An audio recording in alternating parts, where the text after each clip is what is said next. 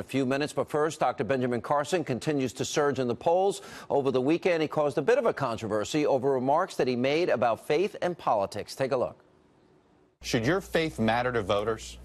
Well, I guess it depends on what that faith is. If it's inconsistent with the values and principles of America, then of course it should matter. But if it fits within the realm of America and consistent with the Constitution, no problem. So do you believe that Islam is consistent with the Constitution? No, I don't. I do not. I would not advocate that we put a Muslim in charge of this nation. I absolutely would not agree with that. Yeah. So, Sam, do you view Dr. Carson's comments as bigoted at all? Well, I do. I think we have to distinguish between how we treat ideas and how we treat people. And what you hear in Dr. Carson's remarks is a kind of Christian demagoguery coming into the conversation. Frankly, he's not a very thoughtful person. I mean, here's a surgeon who doesn't believe in evolution. I mean, if ever you needed proof that you could be a surgeon without being a scientist, you have it in the person of Dr. Carson.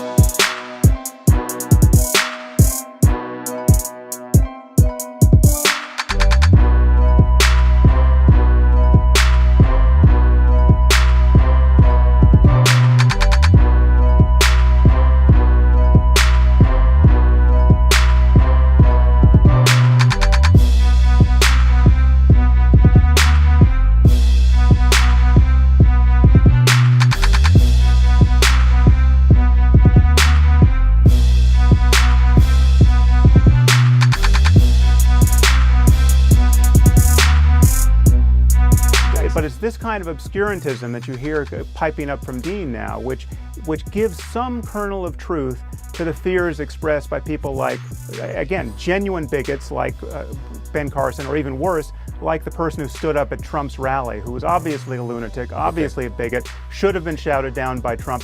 But what's very sinister here is when you have, and I feel that, I mean, given a choice between Noam Chomsky and Ben Carson, right, in terms of the totality of their understanding of what's happening now in the world, I would vote for Ben Carson every time, right? Now, Ben Carson, I think, is a dangerously deluded religious imbecile. Carson, I think, is a dangerously deluded religious imbecile. Carson, I think, is a dangerously deluded religious imbecile.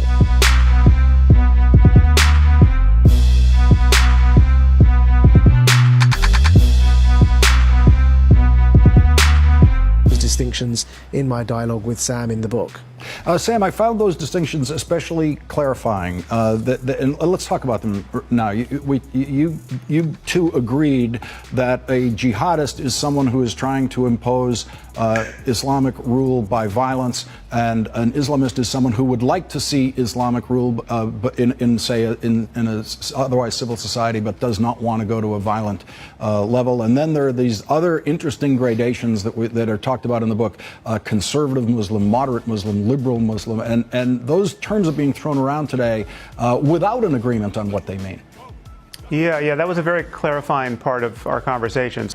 As Majid pointed out, that the link between ideas and behavior, which is just denied across the board on what we're calling the regressive left side of the political spectrum, and those people who just followed Noam Chomsky off the edge of the world and believe that everything that is happening in the Muslim world is the result of U.S. foreign policy. There are no monsters in the world apart from ourselves or those we've made. We created the Mujahideen. We created Al-Qaeda. We broke Iraq, and therefore ISIS emerged. The Charlie Hebdo cartoonists were murdered because France treats its Muslim population so badly. I mean, this is pure masochism and delusion. There are a set of very illiberal ideas. We're talking about theocracy. We're talking about people who are opposed to gender equality, to gay rights, to free speech above all. I mean, Sam Harris, I wanted to get your reaction to Ben Carson saying that he would not vote for a Muslim for president. He doesn't think we should have a Muslim president. So do you believe that Islam is consistent with the Constitution? No, I don't. I do not. I would not advocate that we put a Muslim in charge of this nation. I absolutely would not agree with that. Well, the problem with that statement, Ben went on to clarify it a little bit. And childish, like Donald Glover and made a rubber, but use a rubber to solve the problem when they hold the ball like a child. He walked it back, and it certainly, in the final analysis, seemed less bigoted than it first came out.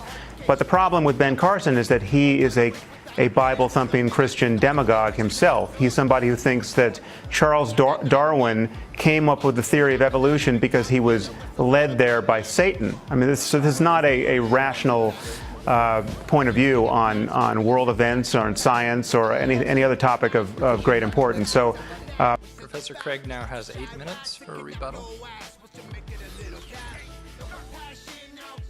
Timekeeper, are you ready?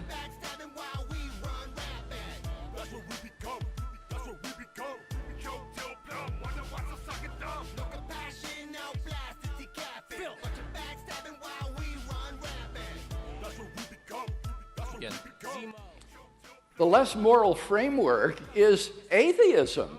Atheism has no grounds for objective moral values or duties.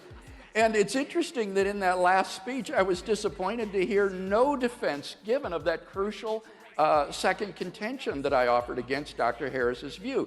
Remember, we talked about the value problem. I gave what I consider a knockdown argument to show that the moral landscape is not identical to the continuum of human flourishing. We talked about objective moral duties, the is versus ought distinction, the ought implies can problem. None of these have been responded to. So if you want a really desperate moral system, try atheism. There's no foundation for objective moral values and duties there. Now, what about theism? Does it do any better? Well, in the last speech, we heard some attacks on my first contention that God provides a sound foundation for morality.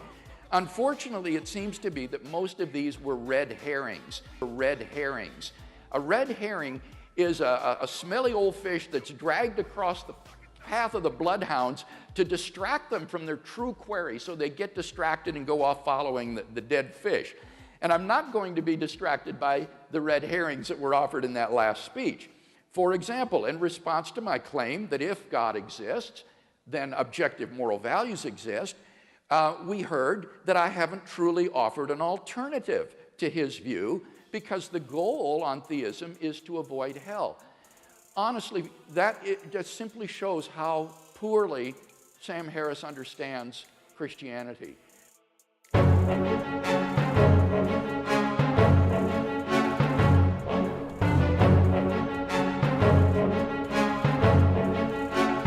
Well, Sam Harris says he wants to correct every error he's ever made. Noble gesture, but I hope Sam's not doing anything for the next 487 years because he's been so incredibly sloppy that it will take him multiple lifetimes to clean up the messes he's made. Let's look at an example from Sam's appearance on the Colbert Report, using this clip because it was the first time I ever saw Sam Harris. So Sam's promoting his book, The End of Faith, and he brings up the virgin birth of Jesus and Muhammad's night journey. Either you have good reasons for what you believe, or you don't. If you have good reasons, those beliefs are part of the worldview of science and rationality generally. If there were good reasons to believe that Jesus was born of a virgin, or that Muhammad went to heaven on a winged horse, that would be part of our rational worldview. Now again, Sam's the one who brings up the virgin birth and Islam, and we can assume that he knows what he's talking about since he talks about Christianity and Islam quite a bit in his books. But when Stephen Colbert runs with the topic that Sam brought up and says that Jesus was born of a virgin, Sam shares some of his expertise and tells his viewers what Islam has to say about the virgin birth. I've got historical evidence. The Bible tells me Jesus was born of a virgin. Yeah, but I mean, there's your witness right there, the Bible. Unfortunately, the Quran says that anyone who thinks that is going to spend eternity in hell. But we're not talking about the Quran, we're talking about the Bible. So, according to the Quran, anyone who thinks that Jesus was born of a virgin will spend eternity in hell. I've never bothered to correct Sam on this, but since he literally asked for it, let's check the Quran. Here's Surah 3, verses 45 to 47. And mention when the angels said, O Mary, indeed Allah gives you good tidings of a word from him, whose name will be the Messiah, Jesus the son of Mary, distinguished in this world and the hereafter, and among those brought near to Allah. He will speak to the people in the cradle and in maturity, and will be of the righteous. She said, My Lord, how will I have a child when no man has touched me? The angel said, Such is Allah, he creates what he wills. When he decrees a matter, he only says to it, Be, And it is. This is one of several passages in the Quran dealing with the virgin birth of Jesus, yet Sam Harris doesn't seem to be aware of any of them.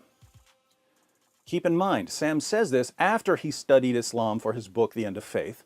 Why is this a problem? Well, the virgin birth of Jesus is kind of Islam 101-ish. In fact, this is pre-Islam 101. This is something you'll hear in the first 5 minutes of your first ever conversation with a Muslim. There are, of course, plenty of people in the world who don't know any Muslims and who don't know what the Quran says about the virgin birth.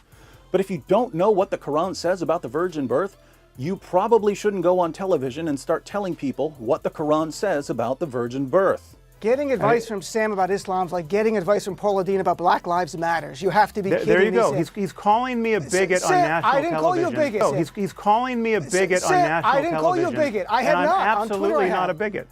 Okay, and I will say this, Sam. I agree with you, and I applaud that you say that what Ben Carson says was bigotry, and what was said at the Trump event was bigotry, and that's great. And we do agree on that. So maybe we can find common ground in certain places. That's where we can. I just released a book with a Muslim co-author, a person who has paid his dues against bigotry far more than you have, I would imagine. He spent 4 years. Sam. He spent 4 years in an Egyptian prison, and yet you are responding to me like a bigot. We're living in the United States.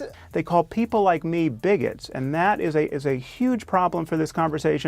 It's decidedly unhelpful, and it's driving it's driving the polls apart. And I think we're going to wake up in a world that looks more like Western Europe at this point, where you have fascists calling the shots on both sides. Genuine bigots like Ben Carson, or even worse, like the person who stood up at Trump's rally, who was obviously a lunatic, obviously a bigot.